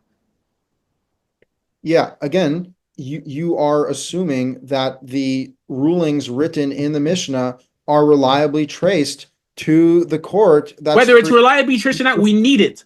We need some consensus, But right? why are you jumping the gun? As in, So like, what's your alternative? we You have find to give me an ourselves. alternative. Yeah, the alternative is if we're in exile currently, then why don't we just live in reality? This is reality. There is no high court. There is no How are we going to united keep Shabbat? people. How are we going to get married? How are we going to get According to the divorced? laws of the Torah, according to The the Torah laws of, never tells you how to get divorced. yes, it does. It says write her a document of Okay, so severance. what's a Send her away. document? I You mean, write, like, how do you do it? There has to be I consensus. hereby divorce you. Here, my wife. I Do hand it you to her. She understand walks away. that, okay, if it's not done in an acceptable manner, your wife will be put to Acceptable to death if she who? sleeps with another man? Acceptable to who? Acceptable to you, to the But idiot Rebbe? What is but it says acceptable? Oh, it needs to be it folded says three there's a death times. penalty for her. It Hold needs on, to it be says there's a folded death three penalty for a times. woman. Isn't that what they say about the get? Okay, It needs to so be folded three times you have and to acknowledge together. that if there isn't some consensus on how to write a get, your wife would be put to death if she slept with another man, right? That the court legally wouldn't acknowledge is her But husband. doesn't the Torah just say to write a document of severance? So you say Correct. So who's document. to decide that? It's Who's to just such decide an it? obvious thing. It's like I say a document of sale. What is a document of There's sale? no You obvious. write down this woman, who was my Okay, wife, even in is not America. my wife anymore. Here, This is a kritut where she's cut off. We're no longer married, okay. and then I send her away. And Okay, if I but this want is to all have your witnesses, interpretation. There has to be a that's not an consensus to come to interpretation. that. That's what the Torah says. Oh my That's what it says. gosh. Okay, even in civil law, U.S. civil law, all right? I don't care. If I I'm not draw something going out to the with Torah. crayon, it's not legally binding. There has to be some consensus on what a document looks like. Okay, are we talking about the Torah? Or are we talking about American law? I'm giving you an example on how it's Not a just good as example. absurd. It's just as It's not absurd a in good American example. law. What? No, it's not a good example because in American law, we're talking about a different system and we're talking about the Torah system. All The right, we're Torah going in circles. We're going in mandate, circles. no, not So really, not really, because when it comes to the Torah and the fulfillment of the Torah, especially in a time of exile where there is no united practice in the land. And by the way, I don't believe that the Jewish people need to be as uniform as you believe they need to be. I don't think we need consensus about everything. I think there's a lot more gray area in the Torah than you're willing to admit. However, I do how is agree God going to redeem us? if we return to him with all of our heart and soul. So how do you return if one person is keeping Shabbat on Tuesday and the other person is keeping it on Thursday? Because that's nonsense. I believe that we all know what the week is. Okay, No, because it appears like this in the Mishnah. Like I said, there's a group called the Lunar Sabbath observers who make a great also argument. a group called Scientologists who believe that there's Correct. So the so, only difference between us and them is the Sanhedrin. That's the only difference. no, actually, the only difference is that we don't listen to lunatics. Okay, so the That's lunatics who don't admit that there is a 7-day week and that we have a reliably Look, there's a reform movement. There's a reform movement made up of Jews who come up with the weirdest beliefs, and they're Jews. I mean, are they considered lunatics openly also? denies God and the Torah as being real. So you can be Jewish and be a lunatic as well. No, I mean, they're hardly Jewish. I mean, like their names like Okay, so then you acknowledge that we need consensus. Okay. No, I acknowledge that Jewish people need to observe the laws. The Reform movement doesn't even observe the laws. Yeah, but according to whose standards? There has to be some standard. They don't observe it at all. They openly break the commandments. They say homosexuality is good. They eat because pork, they interpret it differently. Because that's not an interpretation. That's not an interpretation. They interpret it. All right, so that's not an interpretation. See, again, you're allowing for an infinite interpretation. I'm talking about there needs to be valid interpretation. That's absurd. If the Torah the notion of valid interpretation is the only thing I'm arguing for. This book is from God, and you have to follow these laws. And the Reformed Jews are saying, no, fuck that. We don't have to follow it. They're not valid Jews. End of story. So let's see where we differ. Okay, that we both acknowledge that there has to be, at least on a basic level, right? Some consensus on a basic level. Okay, I acknowledge that the Zohar, Kabbalah, the Gemara, all this stuff is not halacha. I limit myself to the Mishnah because, I mean, there isn't a smaller portion that only has the laws. I have to deal with Perkei Avot and all these parts of the Mishnah that have nothing to do with halacha. But I don't believe they were given to Moses on Mount Sinai. I believe they could contain errors because they're man-made. But I know that in order for us to progress as a people, we need some sort of consensus. And I would welcome you to at least embrace that. Well, look, I would agree that in a united land where we needed to implement these laws practically, we would probably have to come to some sort of baseline consensus, not some sort of vast consensus where we're just top down enforcing law in every aspect of people's lives, how you wash your hands, how you Yeah, tie that's your. not the Mishnah. I mean, the Mishnah is not so. I mean, about washing hands, yes. How about, You know, yeah, washing hands is in the Mishnah. Shechita, ritual slaughter, is in the Mishnah, even though it's not in the Torah. So let's just well, there has to be some consensus on how to do that also. I mean, no, there between what's doesn't. There doesn't nevela have and to what's be treifa. consensus on how to kill an animal. See, that's a lie. You're. Wait. I mean, there's a Oh, consensus on how to kill why? him in the temple. Why? Wait, hold on. Who You know, says? Who says there needs to be a consensus on how to kill the animals? The Torah no never says there's a specific way to kill animals. doves. It says that the high priest would use his finger. I Yeah, mean, it's he would yeah, snap his neck because it's a yeah, bird. correct. You know, so there's a certain A way. I bird. mean, they didn't just That's tear not a its wings certain off. way. That's actually not a certain way. The reality is that if you ever seen a farmer, they take a chicken, they snap its neck. That's No, how I you get kill it. Okay. birds. You know, so the whole notion of shechita post the command to slaughter for sacrifices, right, was something that resembled temple sacrifices because at that time, the only time we ate meat was when we offered sacrifices, right? So it's not so far fetched to assume that everyone should slaughter in a specific manner that was similar to what the high priest did. It's not so far fetched. These laws aren't Extremely far fetched. far-fetched because nowhere in the Torah does it say that there's a specific way that you need to I kill know, but animals. there's a consensus. God says to do it in the way that I showed you. No, that's not what it I says. don't believe, wait, hold on. I don't believe that that has anything to do with an oral law. That could mean how I showed the priest to slaughter.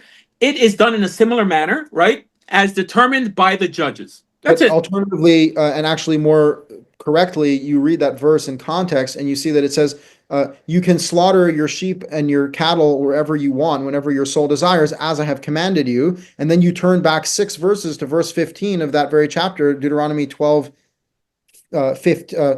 15, and it says, whenever your soul desires, you can eat meat, right? So it's literally referencing what was said 6 verses earlier. Right. And this is left up to interpretation, correct? That's not You know, interpretation. so this is What's a better exactly way what you're doing. Hey, What's a look, better way to read the Torah? As no, I commanded you in an external source, or as I commanded you right before this?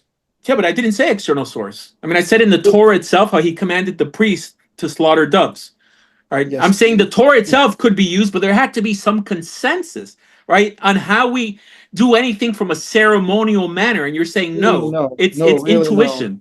It's not even intuition. It doesn't matter how you slaughter All animals. right, It so doesn't then, matter. okay, you It know, doesn't so matter how you slaughter animals. It okay, you know, doesn't. so then what does it mean, like not eating blood or like an animal that with blood still in it? I mean, what does that mean? You have Right? to There drain had to be out some all the blood. consensus. You have to drain all the blood. But how is that done? I mean, how do How is you that? How drain do you get blood rid of blood? properly I don't know. enough? Maybe by draining it, maybe by Again, maybe there washing has to it. be a consensus on No, how no, to that's do it. obvious. That's obvious. When you go buy a Okay. steak from a non kosher, if you buy a beef cow steak from a non kosher Yeah. butcher, are you buying a blood or are you buying meat? That's meat. That's meat that's been butchered. It's been cleaned. It's just meat, right? No, It's I not blood, acknowledge. Okay. right? So even if you want a historical source, when So it's King Saul, weird. So you acknowledge, but can I that just tell you a historical source in you acknowledge there was this Sanhedrin, but they kept their mouth shut on any of this stuff and let everyone slaughter the way they wanted. I mean, to slaughter like make tzitzit like the way they wanted. I Yeah, mean, to make tzitzit. absolutely, because it Okay. doesn't All matter at right. all. So It that's where we doesn't matter at disagree. all how you do this. Okay. But I'm All right. saying You know, you believe that it matters how you kill animals or how you tie your tassels on your garments when the Torah never mentions that as being something that counts. So therefore, it's left up yeah, to but it tells you to do it, but it doesn't tell you how to do it. So there had to be some uniformity on how to do it. tells you to make Even a if you view the tassel. New What is a Testament, even tassel? I if have blankets in my house with tassels. What are tassels? We know what again, tassels. what are We know what tassels? I blue mean, is. We know huh? what those things are. So that all you have to do is put tassels on the four corners of your garment and wrap it in a blue, and that's it. Yeah, but what's blue? What's I mean, in blue? terms of I don't what? I know. mean, Maybe blue techelet is is not a green. color Maybe blue is necessarily. purple. Blue is not Huh? a color. No, I mean, techelet is not a cover. I mean, techelet Yes, it is is a technically a color. garment, right? I mean, No, it's it's not. Techelet argaman tola shani, blue, purple, and scarlet thread. That's techol. I mean, does it mean blue? I mean, it's a whole study on this. That I mean, great. it's So a now we don't even thing, know but our it's not a colors. Now we color. don't know. Now we don't know language anymore. No, What is blue? What is green? What is yes, I what is understand. a chair? Okay, I'm because saying you're taking the consensus that's taught today and saying this is how they always viewed it back then. It's the rabbis who told you any of this stuff. no, it's the Hebrew language that has definitions. Words have definitions. The Hebrew language preceded the rabbis. The Hebrew language is an extremely old language, the language of the All right, Hebrews. here, like, okay. And Because that's the kahal doesn't mean blue, and the Hebrew language, as it's spoken today, is essentially new. I mean, compared to the Temanit I'm that's not spoken talking by the about modern Temanim. Hebrew. I'm talking about Uh, ancient Hebrew. yeah, right, Ancient correct. Hebrew has been around for thousands of years, I and these understand the words have interpretation of ancient Hebrew, the interpretation. I'm not saying the letters themselves or the modern words introduced by Eliezer ben Yehuda. You needed a consensus on what these things were, what the animals in the Torah, that and regarding there's the a very Mishkan, the good animals. We don't know what these consensus. animals are without There's a some very good consensus. consensus that techelet means blue, the same way that an A's is a goat and a bakar is a cattle, right? Like these are No, just Bakar words, is, definitions. These are okay. words and definitions. Now you're going to argue that you can't even understand Hebrew, Oh, right? That's there's what many what words that we don't all understand in these the books do. Torah till the Sanhedrin, or even let's say Rashi comes in and says this animal means that because we don't know what it is, and that's what everyone goes by, including the Karaites, by the way. Okay, there's many animals like this, so we don't know that we don't have a link of every animal that appears in the Torah today. That we don't have a link outside of rabbinical opinion. Yeah, again, that's not true. Like you can trace these things Okay. linguistically. No, because the study of language goes way beyond the rabbis. Like I'm not saying the rabbis have contributed nothing to Hebrew linguistics, but to claim that the rabbis have an ownership over the Hebrew No, language they is don't. completely Okay, incorrect. because we don't know. There's broken links, especially regarding the animals that were used to build the Mishkan. Okay, in terms of like if you want to interpret this to mean mermaid, we don't know necessarily. We have So tradition, does and it this really tradition was matter? built Like off of consensus. I mean, it was built for the do most part. I mean, there's those some things that the Sanhedrin is silent when it on, and says other like commentators Re'em, is comment on. Re'em a unicorn or We don't know. who cares? We But who cares, ultimately right? don't know. But also Okay, who cares? whatever. It doesn't really affect the law. It's not the law, right? Correct. It's like But poetic sometimes, talk, so it doesn't really matter. so unless the Sanhedrin gave over some consensus on what this could mean, we could all speculate, and that's what Rashi does. Rashi will come in and speculate. Right? I mean, I don't believe unicorns existed. I don't believe mermaids existed. Right? But the Sanhedrin is there to help us, conclude a matter and say this is what we're gonna at least understand it for sake of argument. But you're saying no. It's all intuition. I could figure it out on my own. Okay, Yes, that's where we're gonna differ. We're just going in circles, the honestly. majority of the laws are clear and do not need to They're be not explained. ceremonial laws. And all of these details that you claim are necessary, as if we need a consensus on how to salt meat. I wanted to tell you a historical footnote with King Saul went out to war, and the people they were like hungry, and so they were just slaughtering animals and eating it in the blood. And he told them just put it on top of a rock and drain the blood out, and that was all he told them to do in order to get rid of the blood. So if you want a Oh, wait, wait. historical So note then he built on how, consensus.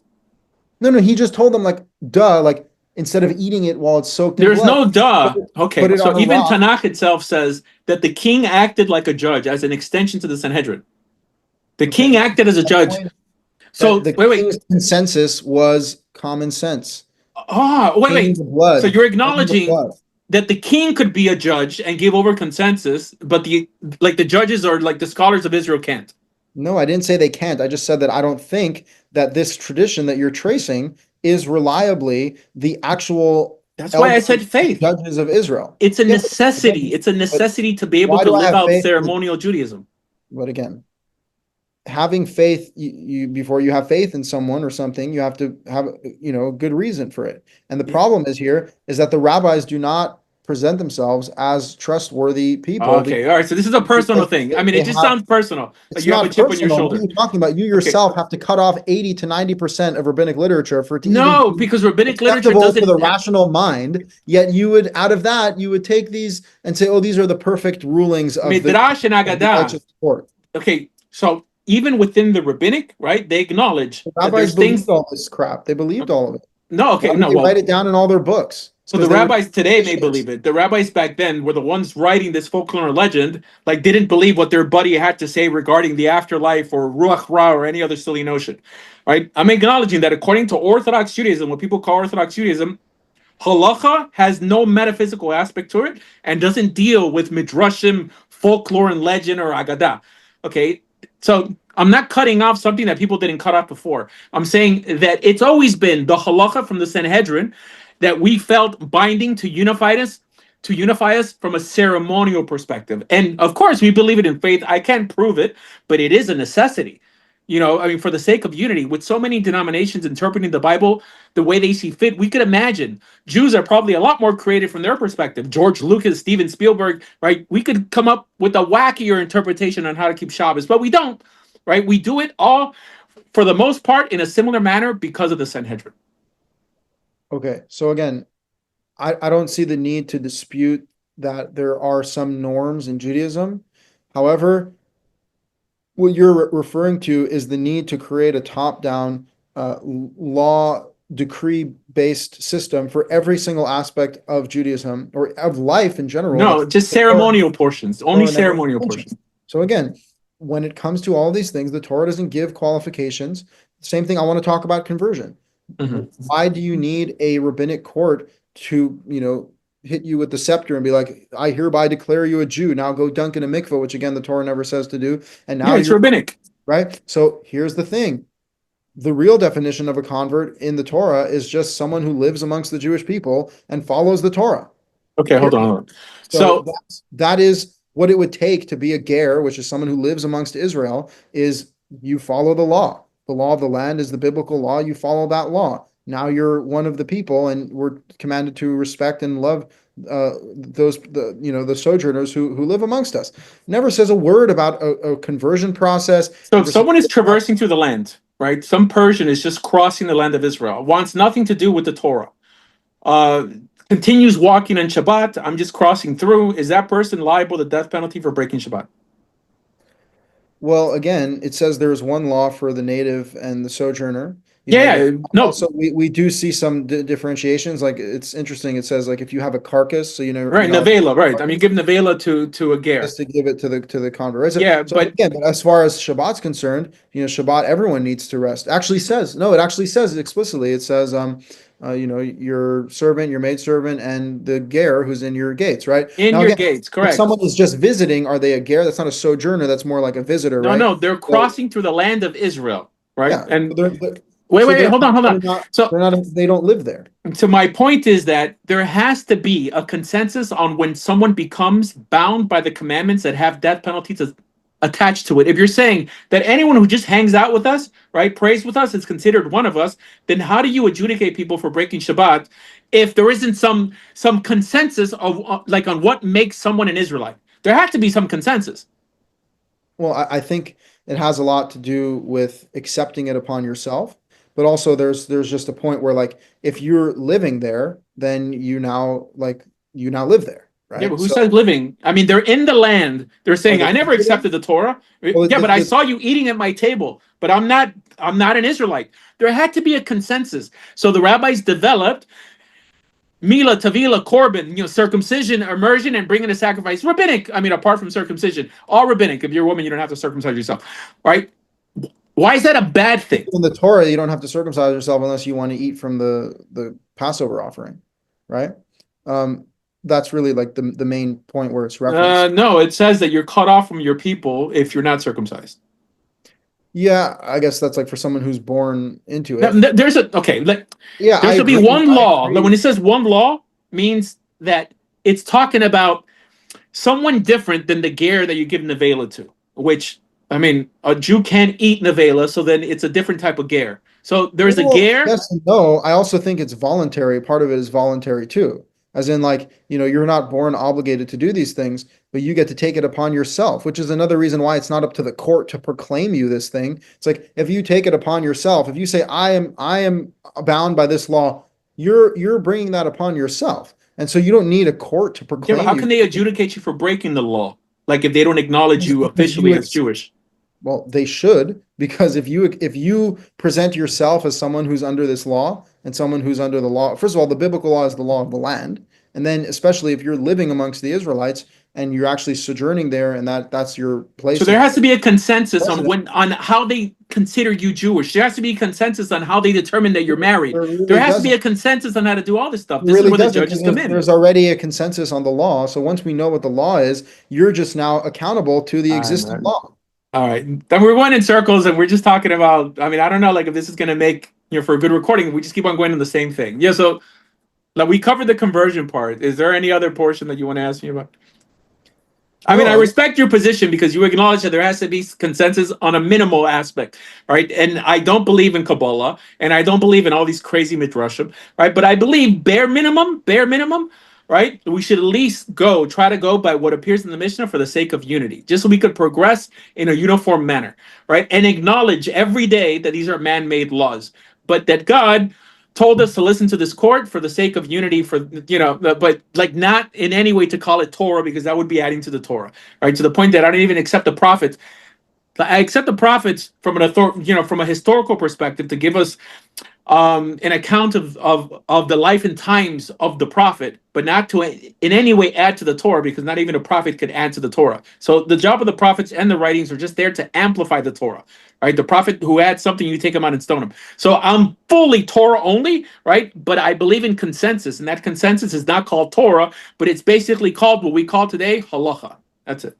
yes, but you also believe that that halacha is binding, and you also believe that that originates from a authoritative high court, even though you don't have any real way of proving that. In biblical Israel is binding because the Well, Sanhedrin has no authority outside of the and borders of Israel. what if we just acknowledge the current reality that we're in, which is we're an exiled people. We do not Yes. have biblical Israel, right? And so once that becomes relevant, then we'll start to set up courts and actually come to these consensuses that you want to come to. But in this current state, to pretend like we have a enforced law just because we have the writings of the rabbis and the Mishnah, when it can be demonstrated that the writings of the rabbis and the Mishnah are imperfect, debatable, disputable, and very often have zero foundation in the Torah whatsoever. Okay, that's an exaggeration. First of all, it That, doesn't need to have a foundation if it's considered rabbinic. It's just a statement, like a practice.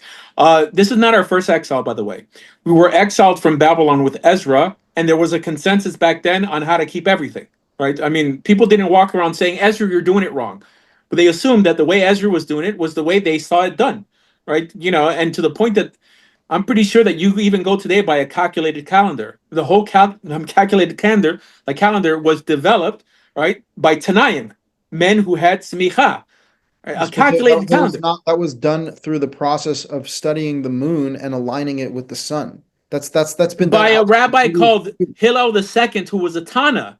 If And it would that's have been made up doesn't in matter. Babylon, people wouldn't be following it. It doesn't matter. That's been done by other cultures as well. It creating a lunar calendar that aligns with the seasons by having a leap year to align with the sun. That's not like some like, ooh, wow, some I mean, rabbis. what other culture? I mean, before Israel. I mean, I'm just curious. I mean, it may exist, but I never heard of anyone else, having a 13-year month, every 4 years or whatever. It's actually a quality of the lunar calendar um, that you have that you need to have a leap year in order to align it with I acknowledge with the whole leap year, but the solar. notion that we have a second Adar and all this stuff, okay, this is fully rabbinic in nature, right? How it's done like that. Not every culture. I mean, look at Islam. I mean, like Ramadan could appear in the summer just like it could Yes, appear in the because they winter. don't have a leap year. Correct. So it showed that And back several then. cultures do this. East Asian cultures like China, Korea, Vietnam, and Tibet, as well as other Asian cultures. So, and the Buddhist calendar and the Hindu calendar, and additionally the Hebrew calendar. Okay, so if you want to talk about just No, I'm literally not people saying. who were completely disconnected I'm from not saying who's doing it Israel, today. That we have to say we have to see who was doing it back then. I'm not even arguing this point. I'm that's just what I curious. told you. I said these are ancient Asian cultures that had no connection to Israel, but they had a understanding No, of the I'm lunar curious. Okay, sky. so So only they okay. So ancient could be 100 calculated years against ago. I'm saying 2,000 years ago. Hinduism and Buddhism. These are Buddhism was around before Judaism. We're talking about years and years ago. We're talking about ancient No, cultures I'm not that arguing this fact, right? utilized Or this the possible fact, but I just ancient, asked, like, if ancient there's culture. proof of other cultures in any way adding a 13th month, Just told every you. 4 years. There's I just different told ways. you. Like our current culture, by the way, like our current culture, adds an extra month. Let me see. Every leap year. No, like every what is it? Every leap year we add an extra day. No, what? Right, correct. Like February 29th, February 30th. Anyways, Mm. it's Yeah, but again, none of these things are But commanded it's a by moot point. none Yes, of these things are but commanded Israel by only came up with the notion of a calculated calendar because of the Sanhedrin only. When they no. decided such. Again, no, they came up with the calendar because actually the process of calculating months preceded Judaism and preceded the Torah. Oh, well, there's no source for that. Calculating it, Wait, there's no source. there's Like, no you'd source have to that show me. calendars preceded Judaism. No, you have to show me a source that the reason the rabbis decided to calculate it like this is because they adopted it from other sources. I mean, it's absolutely a fact No, that the the lunar calculation is done solar in the Mishnah on calendar, how they that came the to this. So you lunar have and to show me solar. that they learned it from the Again, Chinese. I'm not saying that you would do it exactly as they do it, but the point is the 12-month year that is either calculated by the sun or the moon is universal in all cultures that predate Judaism by thousands of years. Okay. So the reality is the Jews just had their own way of counting based off of pre-existing methodologies of counting months, which is 12 months, either by the sun or the moon. Wait, And what wait, they wait, wait, did is wait. Hold on, they hold had on, a hold on, hold on. combination of solar Okay, and lunar so to you align. can't prove that societies went by this system Yes, you can. before the Torah was given. Absolutely, you can. Well, This, I mean, this is a Hinduism doesn't predate historical the Torah, fact. by the way. I mean, This is Hinduism doesn't predate the Torah. It may predate the rabbis, like in the Mishnah, so but it like doesn't predate the Torah. ancient Eastern religions, ancient Eastern calendars. I mean, I just researched this like yesterday. We're talking. Okay. They say like 13,000 years ago. I don't believe the Earth is. I believe in creationism, but I'm just saying like they believe it's that old that it's 13,000 years old, right? These calculations. Okay, sure. So this is well established in ancient cultures that they were either calculating through the moon or the sun, and the Hebrews and other ancient cultures created a combination of solar and lunar to align the lunar calendar with the Yeah, but solar. there's no evidence in the Believe these. Jewish world that that's where they got it from. You're deciding that. They were a product of humanity, Yeah, but you believe that. Okay. the So same way the humans. Jewish world, hold on. The Jewish world, being that this is not our first exile, like why didn't they come to the calculated calendar like when they were in Babylon? Because it was only till the Sanhedrin decided to do it under the second Hillel that the Jewish How world, do you knowing know that the they weren't Sanhedrin doing had the this authority during to do King such a David? thing. Wait, hold on. Only to the Sanhedrin decided to do such a thing that the Jewish world understood they had this authority to do it, that everyone adopt the calculated calendar. So they understood the authority Know of the that they Sanhedrin. weren't. How do you know they weren't doing that from the time of Moses? The calculated calendar, because the Mishnah itself states, okay, the procedure before they calculated the calendar with the whole like spotting of the new moon. It's I mean it's not in the Torah. I mean you acknowledge the whole notion of witnesses having to spot the new moon and then being interrogated by the Sanhedrin. Oh, that's not in the Torah. You don't need witnesses. You can again, technically everyone can calculate the Okay, months themselves. but you But acknowledge that this happened, right? I mean you do understand that Josephus is a historical source too. oh, do I acknowledge that they did do this? Yes, I know they did this. I just don't believe that it was Okay, necessary well, according to Torah law. this answers your question. Like on the how do we know they weren't using a calculated calendar all the way from the beginning, right? Like by the simple fact No, that it but doesn't we're even using the lunar calendar. That's why they needed the witnesses to Torah never mentions a lunar calendar. It never true. mentions it. That's true. Like, but the only thing it says is that like Aviv, right, the spring, it has Is to be month. like Mhm. during Nisan, or Nisan has to be during the spring. That's all it says. How you Yeah, get to that, there has to be some consensus on how to do it. There had to be some I consensus. You're agree saying with no. you. No, I agree with you that traditionally the Jews created a calendar. I don't believe that they got it purely from their own minds. I believe that they were informed by ancient cultures and how to calculate months. However, And you that's believe that in faith. just Okay. that's not faith. That's a fact No, that okay. human So it's not a beings have fact. been calculating the years by the sun and the moon By the for simple fact that thousands we and have thousands of different years. months. Hold on one second. We have different months, and there's it Obviously, they have their own version, but their calculation is born out of previous calculations. But the reality is, it doesn't matter. The point is that regardless, there had to be a consensus on how this was done, and you're maybe failing to pay tribute to that consensus. no, I'm not. I'm paying tribute to the consensus. I'm just saying that ultimately, first of all, you don't need a consensus about everything. You only need a consensus about minimal things. On And ceremonial issues, I mean, you need a ultimately, consensus. those consensus that are recorded in these documents are not reliable as being the final word of what the Jewish people need to observe. And because we're in exile and there is no high court and there is no united people, I believe we'd be better off if every individual just read the Torah and followed the Torah itself, even if your observance would look different than mine, the unity is the Torah. The unity is not the. Okay, so my concluding statement is that I believe that the Torah is paramount. It's the foundation. However, regarding ceremonial issues, there has to be a consensus on how we keep ceremonial law. That's it. And I believe in faith, like most Jews who call themselves Orthodox, that the rabbis that appear in the Mishnah come from a long line of rabbis that stem all the way back to Moses, that had this authority to judge. This court went by many names. The Zakanim, the Shoftim, the Anshe Knesset, the Gedolah, eventually the Sanhedrin. Okay, and then it ceased to exist in the 4th century of the Common Era, and rabbis today have no power. This is why they always go back to the Mishnah. And that's it. Man-made law that's authorized by the Torah. Fallible man-made law, to the point that even the Mishnah talks about them making errors. Okay, however, Israel can't move forward without this consensus. That's it. Okay. At the same time, Israel does need to move forward, and I don't think we should be lost in the conclusions of the past.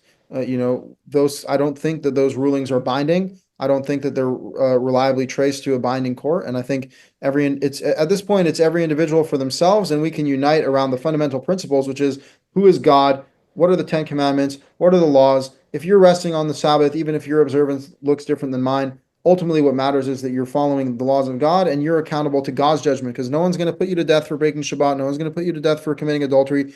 You need to step up and take that accountability for yourself and actually, finalize your account with God, because that's what really matters at the end of the day. And if we all return to God, us and our children as individuals in the family unit, we could find redemption. Okay.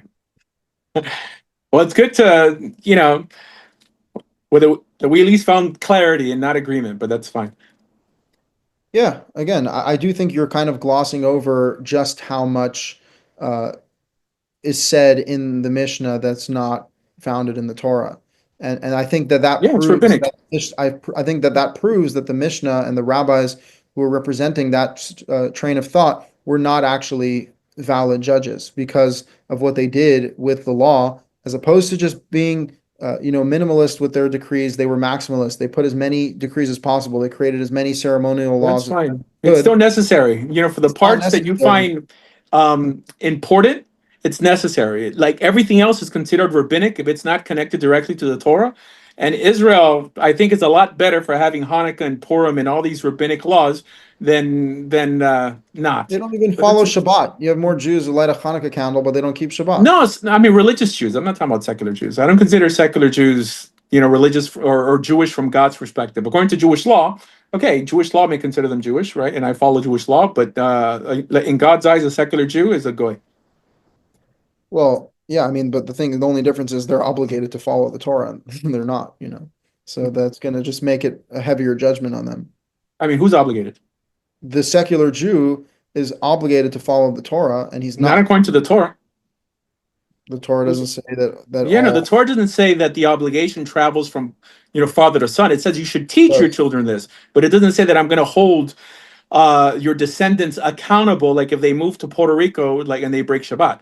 All I right, mean, it kind that's of a does. Kabbalistic idea, by the way. Not I mean, Kabbalistic. I mean, it's pretty self-evident that this needs to be transmitted to your children, and yeah, taught. God is gonna carry on this lineage of Jews spread across the world, and then ultimately Yeah, so gather you them got back. that like based off Kabbalistic Well, consensus. I Torah mean, it says doesn't say that. the Well, no, Torah the Torah says doesn't that. say that. I mean, It the Torah says doesn't you say will that. be No, spread across the world on all four corners of the earth, and if you return to God with all of your heart and all of your soul, will you be? correct. I Who is mean, that if you talking return, about? if you choose not to return, then God doesn't care. From that perspective. Yeah. I'm Yeah, not saying yeah. that So there's no obligation. I mean, you mentioned secular Jews not keeping anything. It's true no, but because I would say that the judgment is harsher. This is purely my conjecture. You could say I'm wrong, but I think it's reasonable to say that if you're born Jewish there's no and such thing as being born Jewish. if you're born knowing that you're part of this That lineage, there is no this if you don't accept Torah commandments. The notion of being born Jewish is a rabbinic idea. I no, I agree. That's my point is though, like if I'm born into this lineage that claims to be descending from Abraham, Isaac, and Jacob, which is what secular Jews they claim that they're Jews, then what does it mean to be a Jew? Right? They need to open the Torah and find out. And Well, if they they need don't follow it, consensus, really, and if this is they don't why follow like many of it, them keep keep Torah the way they see fit. Anyways, so we're going in circles. Thank you for the interview. I respect you, and I think you have a great voice, by the way. Oh, thank you so much. Yeah, Thank you. I mean, I've heard you sing. Thank you. I appreciate that. Well, yeah, thank you for driving people back to the foundation. And, I pray that we actually have the ability to establish a real court and come to honest consensus with God's instruction. B'ezrat Hashem. Amen. All Okay, right. be well. All right. Bye.